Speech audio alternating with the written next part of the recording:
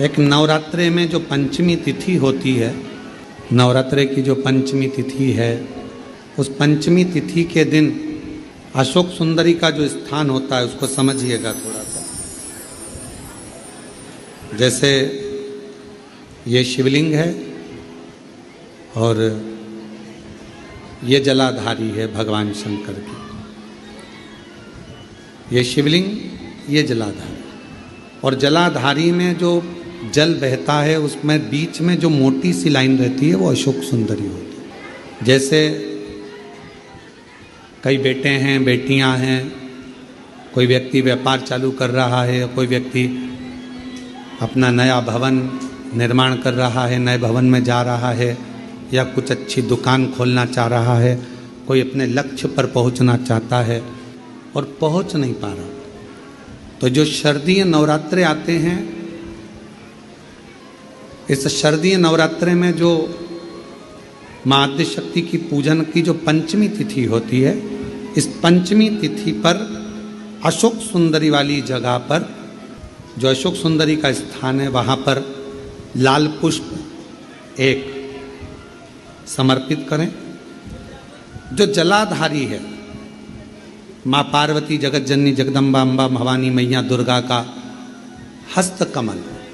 इस पर 7 जगह पर कहीं पर भी लाल चंदन की बिंदी 7 स्थान पर कहीं पर भी रख दें, और 1 लोटा जल शिव जी को पंचमी के दिन, नवरात्रे की, शारदीय नवरात्रे की पंचमी के दिन कामना करते हुए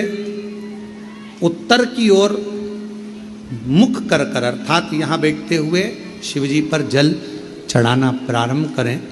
और अपने मन की कामना कहकर बाबा के पास में जो लाल पुष्प समर्पित करा है, उस पुष्प को अशोक सुंदरी वाली जगह से वापिस लेकर आ जाए। जिस लक्ष्य को आप पाना चाहते हो, अच्छी पढ़ाई कर रहे हो, खूब अध्ययन कर रहे हो, खूब मेहनत कर रहे हो, खूब पढ़ो, कोई दुकान खोल रहे हो, व्यापार चालू कर रहे हो, कोई नया कार्य चालू कर रहे हो, उस पुष्प को अपने स्पर्श कर कर या उस पुष्प का दर्शन कर कर आप एक बार जाकर देखो, आपको उस मंजिल तक माँ आद्यशक्ति दुर्गा भवानी शिव पहुंचा कर शंकर भाई। और एक निवेदन करूं आप लोगों से कि बन सके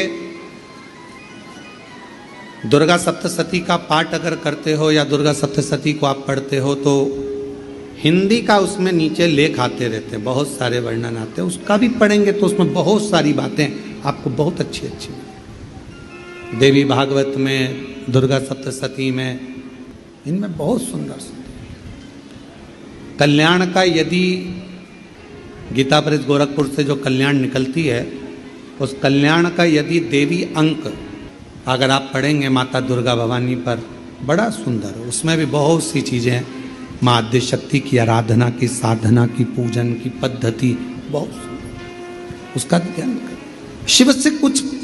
अगर भगवान शंकर की हम आराधना कर रहे हैं, भगवान शंकर से अगर हम कुछ पाना चाह रहे हैं, तो भगवान शिव की सबसे पहले उससे साधना करो, शिव को पहले अपना बनाओ।